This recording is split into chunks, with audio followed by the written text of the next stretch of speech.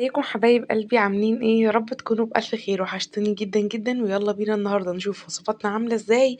والنهارده الوصفه برعايه موتزاريلا فريش. تعالوا نشوف هنستخدم ايه من موتزاريلا فريش. وانا بصراحه موتزاريلا فريش من الشركات اللي بتعجبني قوي في الجبن وفي المعجنات وفي اللحوم، بصراحه حلوه قوي. هنعمل النهارده صينيه مكرونه بشاميل ونحط فيها ميكس جبن كده بيخلي طعم البشاميل رائع، وسمبوسك وصينيه جلاش بطريقه بسيطه خالص وبمكونات بسيطة كمان. وهقول لكم كل المقادير اللي استخدمتها. حلة على النار هسخنها، احط فيها معلقتين من الدقيق ومعلقتين من السمنة.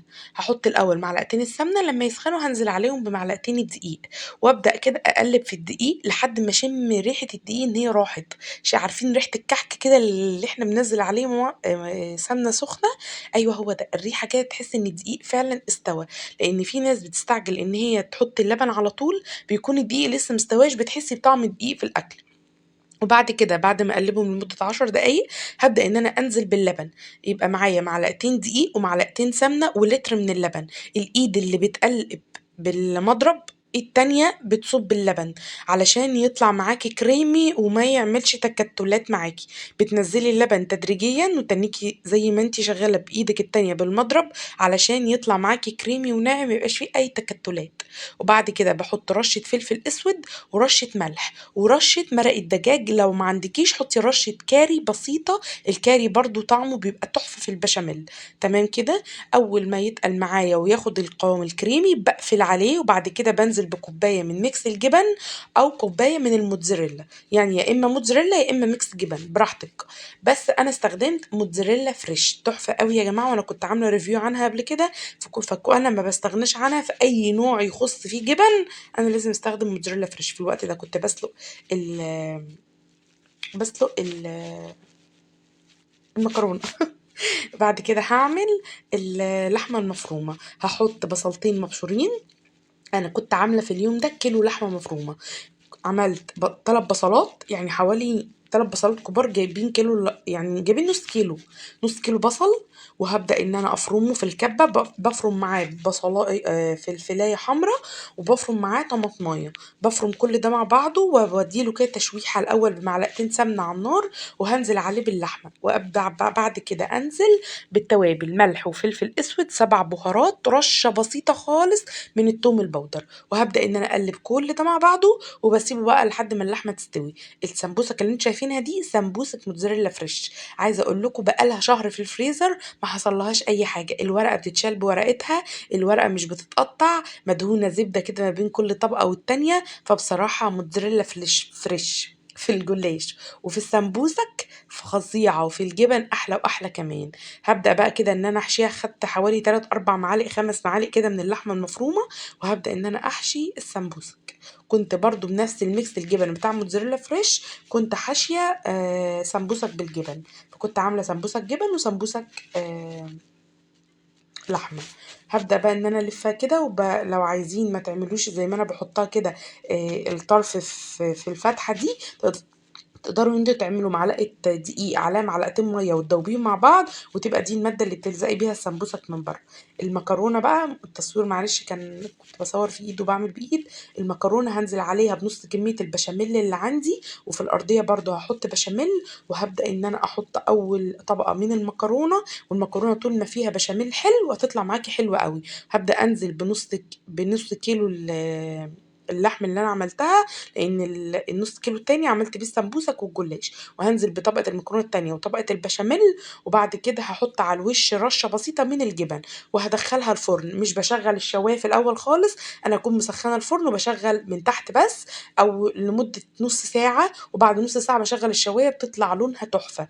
الجلاش اللي معايا طري والورقه بورقته فعلا، وورقته كبيره وحلوه. سيحت كده 3 4 معالق سمنه بلدي، ورحت جايبه الصينيه اللي هعمل فيها الجلاش. وبرده الجلاش ده من موتزاريلا فريش. وهبدأ ان انا ادهن الارضيه سمنه، واحط ما بين كل ورقه وورقه مسحه سمنه. انا كنت عامله لكم قبل كده جلاش، كنت عامله له تشريبه: الزبادي باللبن بالبيضه بالفلفل بالتوابل بالسمنه بكله على بعضه، وكنت عاملاه كده ميكس وكنت بدهن بيه. المره دي انا عاملاه لكم بالطريقه العاديه بتاعتنا خالص، وبرده بيطلع طعمه تحفه. ما بين كل ورقه وورقه ادهني دهنه حلوه من السمنه، هيطلع معاك كانك عامله فطير مشلتت بالظبط، طعمه بيكون رائع.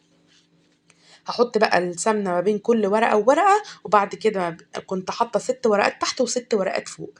بسم الله ما شاء الله، اللفة بتاعت موتزاريلا فريش بتاعت الجلاش كبيرة، والورق بتاعها يقضي صينيتين وسط. انا كنت عاملة صينية كبيرة بصراحة.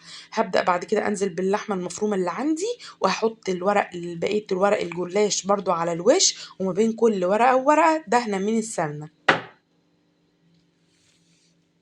هبدأ بقى اللي انا احط الورقة اهو ما بين كل طبقة وطبقة دهنة من السمنة، وهبدأ ان انا اقطعها وبس، ما بحطش التشريبة. يعني في ناس بتسخن الفرن وتدخل الصينية تاخد لون ذهبي وتطلعها تسقيها، لا انا قبل ما ادخلها ب10 دقايق بسقيها كوباية لبن وبيضة وملح وفلفل اسمر، بربهم كده كله مع بعضه وبسقي بيه الصينية قبل ما ادخلها الفرن ب10 دقايق. الجلاش بقى بيشرب التشريبة دي، بيطلع معاكي مقرمش كده وطري من جوه، والطبقات من السمنة مورقة، وبس بيكون طعمه تحفة.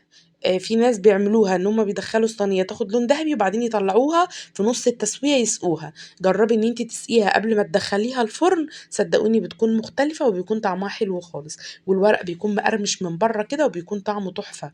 هبدا بقى ان انا اقطعها كده مربعات واسيبها في جنب لحد ما المكرونه بتاعتي تبدا تستوي، واطلعها ادخل الجلاش.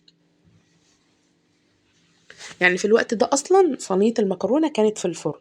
هبدا بقى بقيه السمنه اللي عندي امسح بيها الوش كده وشويه كده، عقبال ما المكرونه تكون كده خدت ودت مع بعضها. هوريكم التشريبه وانا بعملها: كوبايه لبن عليها بيضه، رشه ملح ورشه فلفل اسود، الملح بسيط مش كتير عشان اللحمه بتاعتي متبله كويس.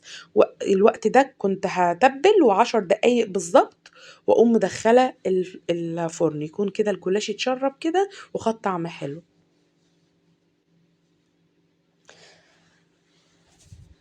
بس هاشرّب بقى الصينية كده واركنها في جنب، وتعالوا بقى شوفوا في الآخر المكرونة juicy إزاي.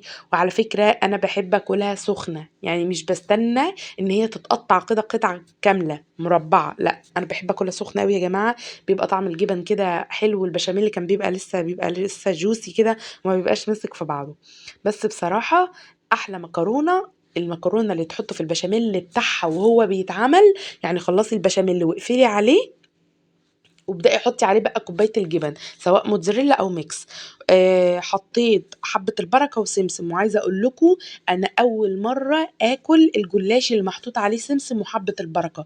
والله يا جماعة موديين طعم الجلاش حبة البركة والسمسم في حتة تانية خالص. طعم الجلاش كان تحفة بحبة البركة وايه اللي والسمسم. وداها عند حازم؟ طلعت ده بقى حازم الحاجة من طفس الفرن كده، خالص. شايفين المكرونة عاملة ازاي. لو شغلتي الشواية من فوق الجبنة دي هتاخد لون أسمر كده معاكي وهتتحرق، لكن لما بتسيبيها مع سخونية الفرن من تحت بس ومش مشغلة الشواية غير في الآخر بيطلع اللون الحلو اللي انتوا شايفينه ده. فركزوا قوي لما تبقوا حاطين جبن على الوش وهتسوي حاجة من تحت سويها الأول، وبعد كده خليها تاخد اللون من في الآخر عشان يطلع معاكي اللون الحلو ده. شايفين بقى المكرونة عاملة ازاي؟ تحفة يا جماعة. ولا باحط بقى بيضة على الوش البشاميل، ولا باقلّب بيض في البشاميل ولا كل ده، لا، لا، لا، ولا أي حاجة خالص. صينية تحفة وطالعة عاملة إزاي كمان مش لازقة في الجلاش مش لازق في الصينية بتاعته عشان أنا دهنة طبقة كويسة من السمنة. سمبوسك موتزاريلا فريش، الجبن بقى كانت بردت شوية بس والله هي بتشد وتحفة. بس أنا كنت محمّرة الجبن الأول عقبال ما صوّرت وكده كانت الجبنة بردت. بس القرمشة تحفة بتاعة السمبوسك، وكمان مش شارب زيت خالص. في سمبوسك كده بتشرب زيت، وفي سمبوسك بتتقطّع وبيبقوا 3 طبقات ماسكين في بعض، لكن دي الورقة بورقتها فعلًا. شايفين اللون عامل إزاي؟ خطيرة. يا رب الفيديو اللي عجبكم ما تنسونيش في اللايك والشير والسبسكرايب للقناة وتفعيل زر الجرس عشان يوصلكوا كل جديد. كنت معاكم الشيف بشيحة، وألقاكم في فيديو جديد، ومع السلامة.